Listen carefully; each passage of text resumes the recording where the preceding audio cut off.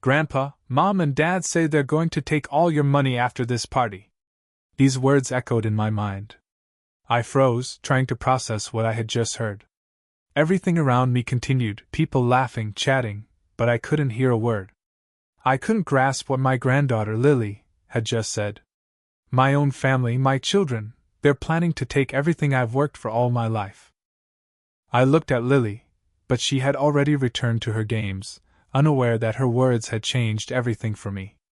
I wanted to say something, comfort her, but I couldn't. Inside, everything tightened. What was I supposed to do now? How could I have been so blind? How could I have missed this for so long?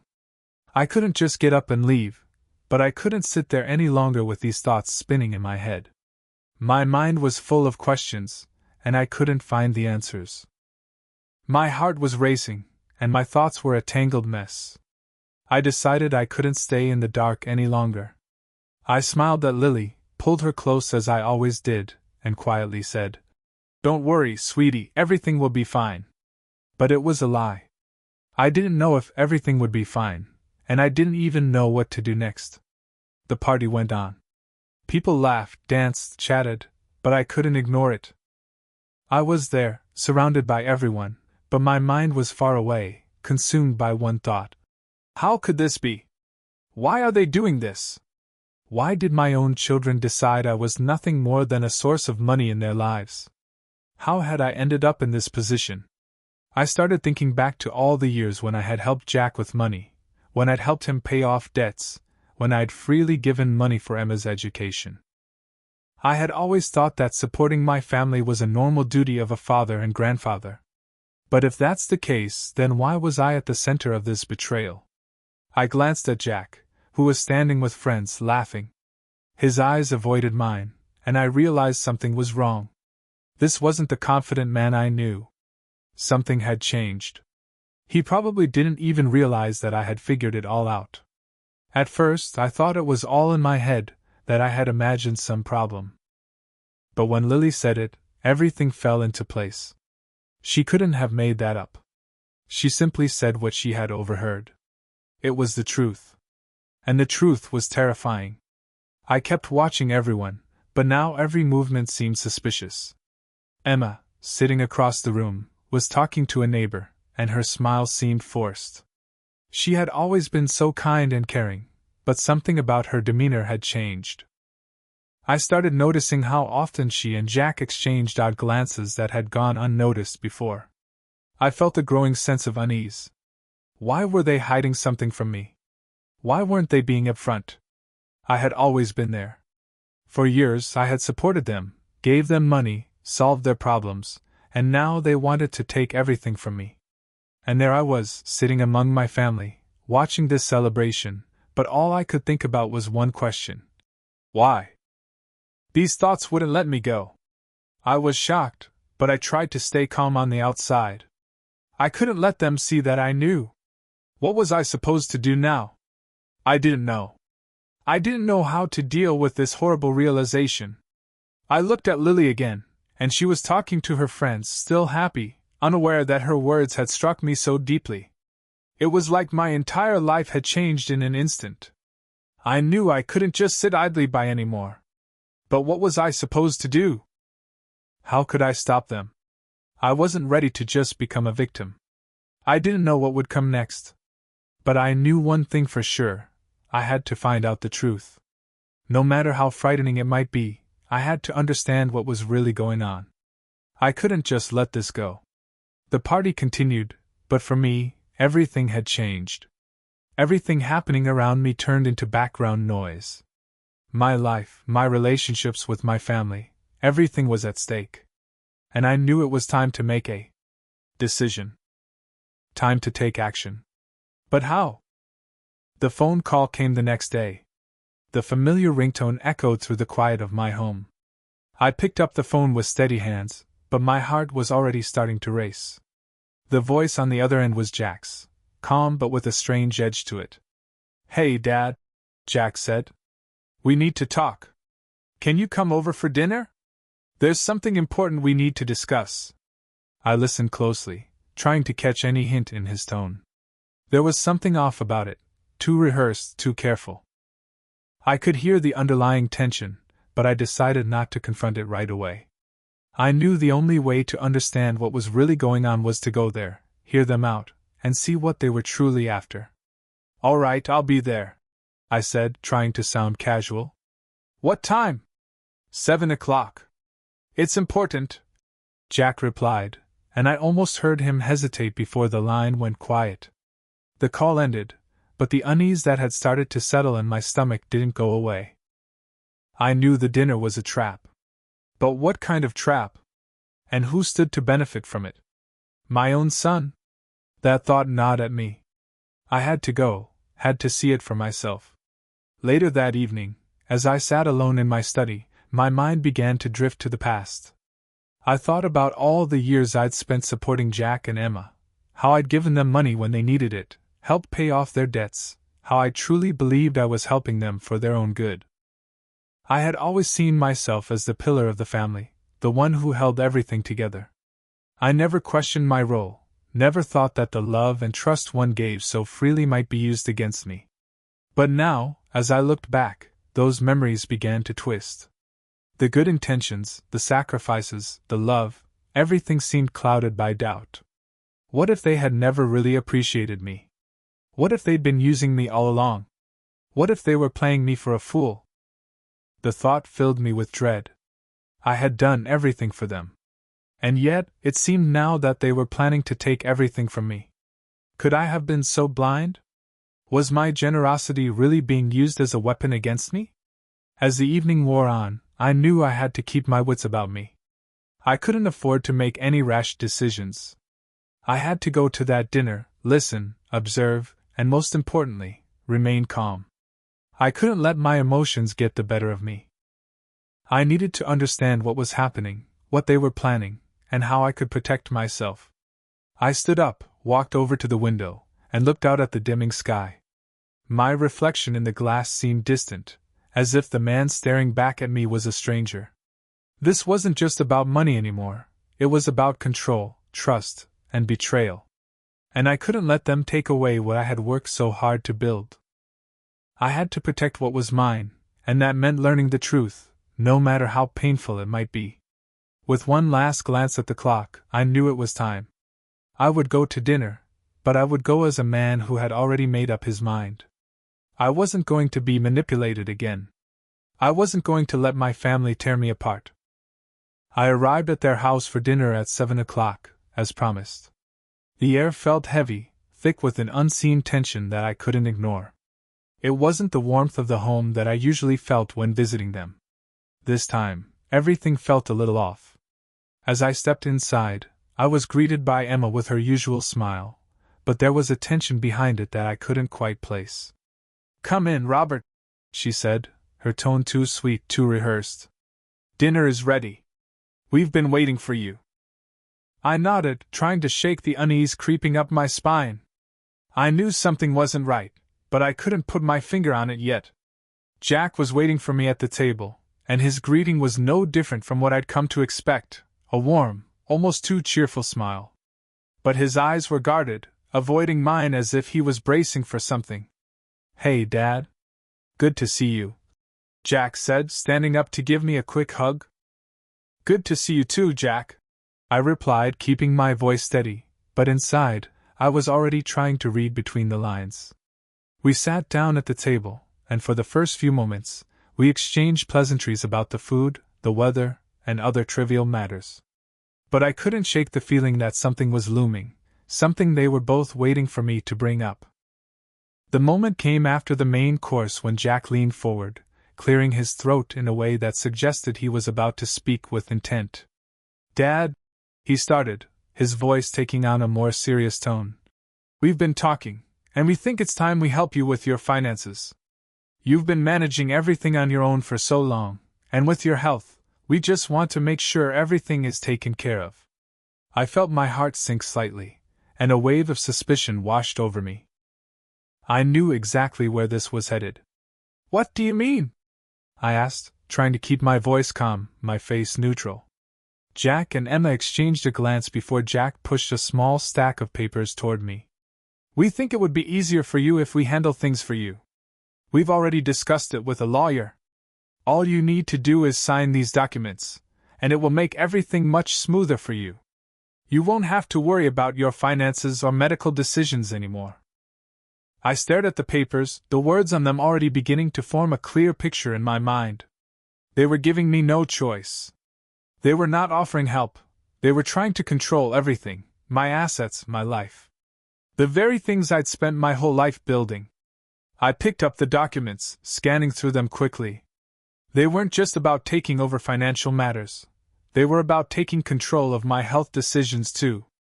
This wasn't about helping me. This was about them controlling me. I looked up at Jack and Emma, my mind racing. I'm not signing anything tonight, I said firmly, setting the papers back down. I need to think about it. Jack's face tightened, and I could see the frustration building in him, but he didn't argue. Instead, he nodded, but his tone was different now, almost pleading. Dad, we're just trying to make things easier for you. We care about you. You don't need to worry about all this stuff. We can take care of it for you. I shook my head, my heart pounding as I realized just how deep this plan went. I appreciate your concern, but this is too much. I've been managing just fine. I'm not ready to sign away control of my life. I'll think about it, but don't expect me to make any decisions tonight. The silence between us was thick. I could see the disappointment in their eyes, but there was also something else, something colder, more calculating. I wasn't sure what they were planning next, but I knew one thing for sure: they were testing me, pushing to see how far I would bend. After a few moments, Emma spoke, her voice softer now. We just want you to be comfortable, Robert. Please understand, this isn't about controlling you. It's about helping you. You don't have to worry about anything. I didn't respond right away. I wasn't sure what to say. I felt trapped in their kindness, but I wasn't about to let them manipulate me. This wasn't just about paperwork. It was about my life, my choices. And I wasn't ready to let them take that from me. I'll let you know when I've made up my mind, I said finally, standing up from the table. But right now, I need time to think. I left the dinner table with a sense of certainty. I wasn't going to sign those papers. Not yet. I needed time to investigate and figure out what was really going on. I suspected they had a hidden agenda, and I wouldn't let them manipulate me into something I wasn't prepared for. I needed to protect myself, and if that meant delaying their plan, then so be it. I sat at my desk, my mind racing through the events of the past few days. The dinner with Jack and Emma had been a turning point. The truth was finally out in the open. Their manipulations had finally hit me, and I realized I could no longer trust them. But now, the question was, what do I do next? What options did I have? What was the best way forward? I reached for the phone and dialed James's number. The call connected quickly, and I heard his familiar voice. Robert, how are you doing? James asked. I'm doing all right, James. But I need your help. I need to make sure my finances are fully protected. I don't trust Jack and Emma anymore. I need to know that my assets are secure. There was a brief pause on the other end, then James responded. I understand. We've been preparing for something like this. I'll make sure everything is locked down. You don't have to worry about a thing. Relief washed over me. For the first time in days, I felt like I was taking control of the situation. I wasn't just sitting here, waiting to be taken advantage of. I was fighting for my future, and that felt good. After hanging up with James, I immediately called Catherine. She was a trusted notary, and I knew she would help me finalize the necessary documents. Catherine, I said when she answered, I need you to help me protect my wealth and my assets. I've decided to create a trust, especially for Lily. I don't want her to be affected by any of this. Her voice was calm, reassuring. Of course, Robert. We'll make sure everything is in place. I'll get the documents ready. Lily will be safe, I promise. I felt a wave of relief. I wasn't just protecting myself anymore. I was protecting Lily too. She was the one person who had always brought me joy, and I wasn't going to let her be affected by the greed and manipulation of Jack and Emma. The next few days were spent finalizing everything. James and Catherine worked together, ensuring that my financial future was secure. We set up the trust for Lily, ensuring that she would inherit my wealth without interference from anyone else. It was a complicated process, but with each step, I felt more confident. I was taking control, and nothing was going to stop me from making sure my hard-earned money and legacy went to the people who truly mattered. Finally, the documents were ready. I signed them, and as I did, a weight seemed to lift off my shoulders. The sense of accomplishment was overwhelming. For the first time in weeks, I felt like I could breathe again. I had done everything I could to protect my future, and Lily's. The clarity and confidence that came with this decision was exactly what I needed. I wasn't a victim anymore. I had taken the necessary steps to safeguard everything I had worked for.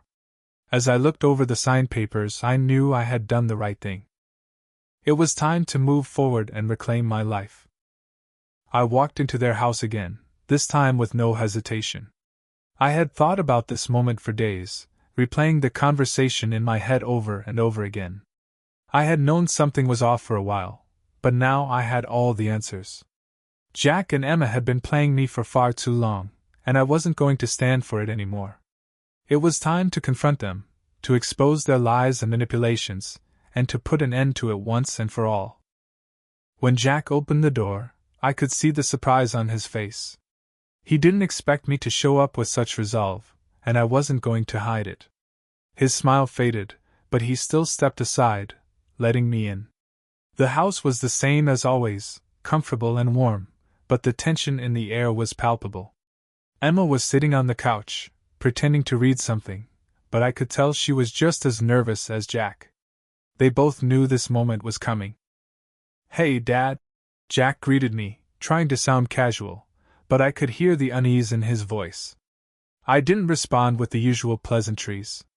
I wasn't here for small talk. "Let's cut to the chase," I said, my voice steady and unwavering. "I know everything you've been planning. I'm done being manipulated." The words hung in the air, thick with tension. Jack's face went pale, and I could see Emma shift uncomfortably in her seat. She didn't expect me to confront them so directly, but that was exactly what I was doing. I wasn't going to let them hide behind their lies any longer. "I know about the documents," I continued, my voice growing firmer. "I know what you've been trying to get me to sign, and I understand exactly what you're trying to do. You want control over my money, my assets, and even my health decisions. But it's not going to happen." Emma opened her mouth to say something, but I cut her off. "Don't try to justify it, Emma. I know the truth.